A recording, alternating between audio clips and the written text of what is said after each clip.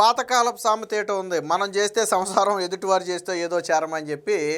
మనం దోచుకుంటే మాత్రం లీగలు, ఎదుటి వాళ్ళు దోచుకుంటే మాత్రం ఇల్లీగలు. అంటే ఏ పద్ధతిలో మనం తీసుకున్నామో అదే పద్ధతిలో వేరే వాళ్ళు తీసుకుంటే అది తప్పు. ఇప్పుడు వైసీపీ చెబుతున్నటువంటి నీతి సూక్తులు ఇవే. గత 2 రోజుల నుంచి బొత్స సత్యనారాయణ పాపం గీతం యూనివర్సిటీకి భూములు క్రమబద్ధీకరణ చేయటం మీద పాపం విపరీతమైన ఆందోళన వ్యక్తం చేస్తున్నాడు. అసలు ఈయనకెందుకు అంత ఆందోళన అని మనం ఒకసారి ఆలోచిస్తే, అంటే ఎందుకు మనం ఇప్పుడు బొత్స గురించే మాట్లాడుకున్నామంటే, ఈయన మాత్రం ₹1,00,00,000 ఎకరం ₹1,00,00,000 విలువ చేసే భూమిని ₹1,00,000కు 30 కోట్లు చేసే భూమిని 30 లక్షలకు విజయనగరంలో కొట్టేశాడు. విజయనగరం గ్రోత్ సెంటర్లో, బొబ్బిలి గ్రోత్ సెంటర్లో ఈయన కుటుంబ సభ్యులు కొట్టేశారు. నాడు జగన్మోహన్ రెడ్డి సీఎంగా ఉన్నాడు 2023 సమయంలో మనం మాట్లాడుకునేది. సో అది. కానీ ఇప్పుడు గీతం యూనివర్సిటీ విషయానికి వస్తే, ఇది ఏళ్ల తరబడి గీతం యూనివర్సిటీ ఆధ్వర్యంలోనే ఉన్న భూమి. వాస్తవానికి ఇప్పటి వరకు గీతం యూనివర్సిటీ కనీసం దానికి కంచి కూడా వేయాల. ఎందుకంటే అది ప్రభుత్వం వాళ్ళకి ఇవ్వలేదు కాబట్టి వాళ్ళు కంచి కూడా వేయాల. కాకపోతే అవసరాలకు వాడుకుంటున్నారు. జగన్మోహన్ రెడ్డి వచ్చిన తర్వాత ఏం చేశాడు, మొత్తం యంత్రాంగం మొత్తాన్ని 100 మంది పోలీసుల్ని, రెవెన్యూ యంత్రాంగాల్ని, జేసీబీలని, బుల్డోజర్లను తీసుకెళ్ళిపోయి అది మొత్తం కూడా స్వాధీనం చేసుకున్నాడు. వాస్తవానికి అది గీతం యూనివర్సిటీకి ఆనుకుని ఉన్నటువంటి భూమి. ఆ భూమిని పైగా మార్కెట్ రేటు చెల్లించడానికి వాళ్ళు సిద్ధం. ఇప్పుడు మార్కెట్ రేటు ప్రకారం మీరు కొనుక్కుంటే ఏంటి, నేను కొనుక్కుంటే ఏంటి, గీతం యూనివర్సిటీ కొనుక్కుంటే ఏంటి? మార్కెట్ రేటుకి కాకుండా బొత్స సత్యనారాయణ లాగా దోచిపెడితే తప్పు. బొత్స సత్యనారాయణకి ₹1,00,00,000 విలువ చేసే భూమిని ఎకరం ₹1,00,000కే దోచిపెట్టారు. 30 ఎకరాలు బొబ్బిలి గ్రోత్ సెంటర్లో దోచిపెట్టారు. కానీ ఇక్కడ అలా కాదు. అప్పుడు మార్కెట్ రేటు ఎంత ఉందో అంత మార్కెట్ రేటు చెల్లించడానికి వాళ్ళు సిద్ధంగా ఉన్నారు. గీతం యూనివర్సిటీ అంటే ఎంత ప్రతిష్టాత్మకమైనటువంటి యూనివర్సిటీ, ఎన్ని లక్షల మందికి విద్యాబుద్ధులు నేర్పింది, ఎన్ని వేల మందిని ఈరోజు ఉన్నత ఉద్యోగాల్లో తీర్చిదిద్దింది. అలాంటి ఆ ఇన్స్టిట్యూట్ అంటే రన్నింగ్లో ఉండి ప్రపంచవ్యాప్తంగానే పేరొందినటువంటి గీతం యూనివర్సిటీకి భూమి ఇవ్వటం తప్పు. కానీ గ్రోత్ సెంటర్లో నేను ఇథనాల్ తయారీ యూనిట్ పెడతానని చెప్పి భూములు తీసేసుకుని నేటి వరకు కనీసం శంకుస్థాపన కూడా చేయని బొత్స తీసుకుంటే మాత్రం కరెక్టు. అంటే బొత్సాకి దోచిపెట్టింది ఎవడు మాట్లాడరా? ఎందు గురించి మాట్లాడరు? గీతం యూనివర్సిటీ లీగల్గా మార్కెట్ రేటు ఎంత ఉంటే అంతా చెల్లించి తీసుకుంటామని చెప్పారు. కాకపోతే ప్రభుత్వం భూమి ఇవ్వాలంతే. వాళ్ళకి మార్కెట్ రేటు చెల్లించడానికి వాళ్ళు సిద్ధం. మరి దీనికి ఎందుకు రాద్ధాంతం? ఎందుకనంటే నారా లోకేష్కి తోడల్లుడు కావటమే వీళ్ళకి వచ్చినటువంటి ప్రాబ్లం. ఒక విషయం గుర్తుపెట్టుకోండి, ఈ గీతం యూనివర్సిటీకి ఆ 54 ఎకరాల భూమిని కేటాయించాలని 2014-19 చంద్రబాబు గారు ముఖ్యమంత్రిగా ఉన్నప్పుడే వీళ్ళ తండ్రి మూర్తి గారు హయాంలోనే అడగటం జరిగింది. కానీ చంద్రబాబు గారు ఆ రోజు కేటాయించాల. నిజంగా కుటుంబ సభ్యులకు కేటాయించాలి అనుకుంటే ఆ రోజే అయిపోయిన, అసలు ఈరోజు ఈ ఇష్యూయే లేదు, ఆ రోజే క్లోజ్ ఆ చాప్టర్ అనేది. కానీ చంద్రబాబు గారు అంత త్వరగా కేటాయించాల. కానీ ఈరోజు నిబంధనల ప్రకారం ఉన్నత విద్యా సంస్థలకు ప్రభుత్వం భూమి కేటాయించవచ్చు. కొన్ని సంస్థలకు తక్కువ కేటాయించవచ్చు, కొన్ని సంస్థలకు ఉచితంగా ఇవ్వచ్చు, కొన్ని సంస్థలకు యాజ్ పర్ మార్కెట్ రేటు ప్రకారం ఇవ్వచ్చు. ఇక్కడ వీళ్ళేమి ఉచితంగా ఇమ్మనలా, తక్కువకి ఇమ్మనలా, మార్కెట్ రేటు ప్రకారం ఇమ్మన్నారు. అదే వేరే యూనివర్సిటీకి ఇచ్చుంటే వైసీపీ మాట్లాడేది కాదు. కానీ గీతం యూనివర్సిటీకి ఇచ్చేటప్పటికి అది తోడల్లుడు కాబట్టి, బాలకృష్ణ అల్లుడు కాబట్టి, నారా లోకేష్కి తోడల్లుడు కాబట్టి వీళ్ళకే నొప్పిగా ఉంది. మరి బొత్స సత్యనారాయణ దోచుకున్న భూముల గురించి ఎవడు మాట్లాడతాడు? బొత్స సత్యనారాయణ కొడుకుతో పాటు కుటుంబ సభ్యులు కలిసి దాదాపుగా విజయనగరం బొబ్బిలి గ్రోత్ సెంటర్లో 30 ఎకరాలు తీసుకున్నారు. ఇప్పుడు బహిరంగ మార్కెట్లో ఎకరం రేటు ₹1,00,00,000 ఉంది.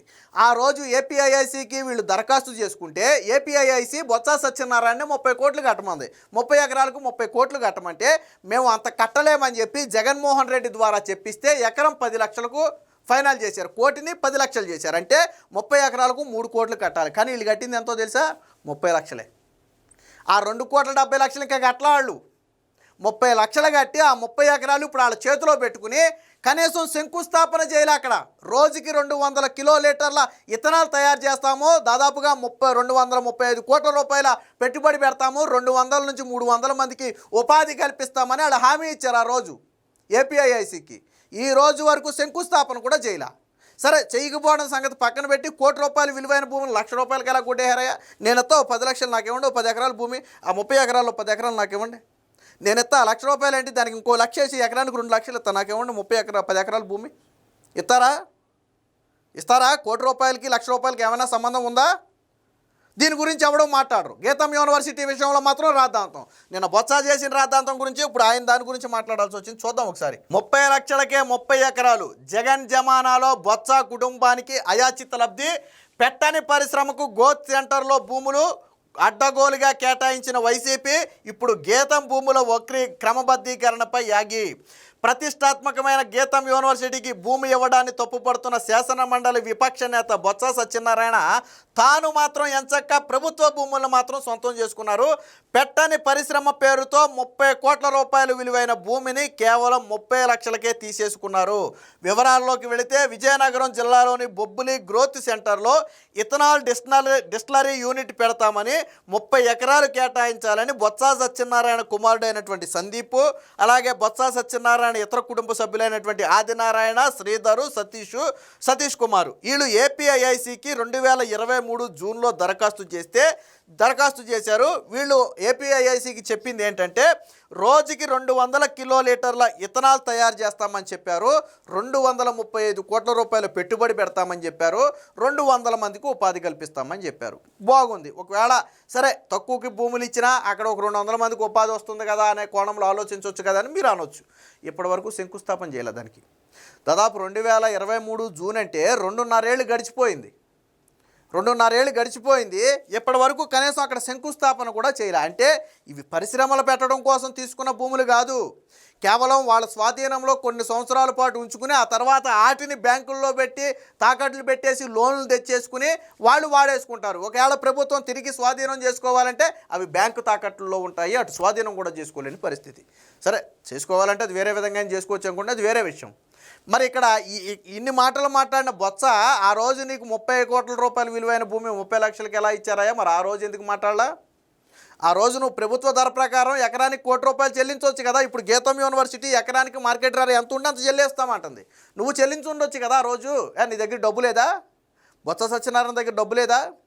మరి ఎందుకు పోనీ 3 కోట్లు చెల్లించాల్సింది 30 లక్షలు చెల్లించారు. అది కూడా చూపిస్తా చూడండి. సో 235 కోట్లు పెట్టుబడి పెడతామని 200 మందికి ఉపాధి కల్పిస్తామని పేర్కొన్నారు. అక్కడ భూమి విలువ ఎకరం 1 కోటి ఉందని 30 కోట్లు చెల్లించాలని ఏపీఐఐసి సూచించగా తాము అంత చెల్లించలేమని ఎకరం 10 లక్షలకే ఇవ్వాలని కోరారు.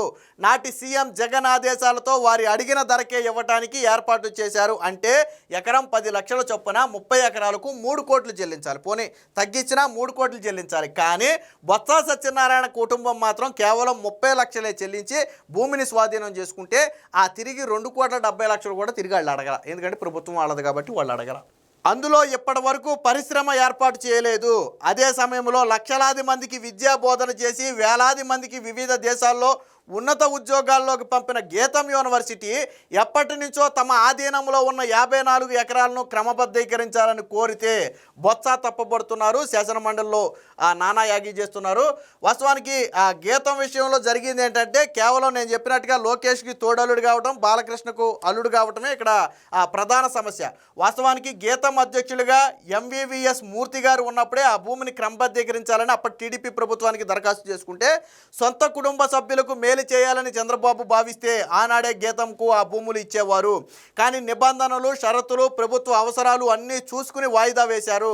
వైసీపీ అధికారంలోకి వచ్చిన తర్వాత ఆ భూములను రాత్రికి రాత్రి 100 మంది పోలీసులు, రెవెన్యూ సిబ్బందితో ఆ బీచ్ రోడ్డును స్తంభింపజేసి తెల్లారేసరికి స్వాధీనం చేసుకుంది. గీతం యాజమాన్యం ఆ భూమిలో కంచె కూడా వేయలేదు. అనేక విద్యా సంస్థలకు భూములను తక్కువ ధరకి ఇస్తున్నారని దశాబ్ద కాలం నుంచి అడుగుతున్నట్టే తమకు ఇవ్వటం లేదని ఆ యూనివర్సిటీ విస్తరిస్తామని మరెంతో మందికి ఉపయోగపడుతుందని కోరితే ఇప్పుడు మంత్రివర్గం దాన్ని పరిశీలనలో తీసుకుంది. వాస్తవానికి ఇంకా కేటాయింపు కూడా జరగల.